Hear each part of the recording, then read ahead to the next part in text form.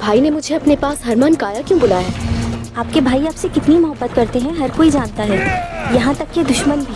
कौन है जो मिकाइल कोसिस की बहन का कुछ बिगाड़ेगा, जबकि मेरे काफी पहरेदार। मुझे सिर्फ एक शख्स पर शुबा है, काई सरदार उस्मान। औरहान बेटा, औरहान।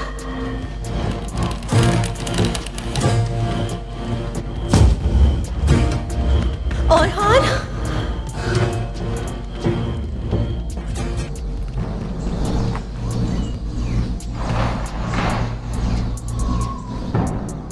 अगर उस्मान अपने शिकार की अहमियत को जान ले तो वो उस शिकार के लिए कोई भी रूप धार सकता है और किसी भी हद तक जा सकता है। रुगदूस, अगर राज फाश हो जाए तो हर चीज खुल के सामने आ जाती है।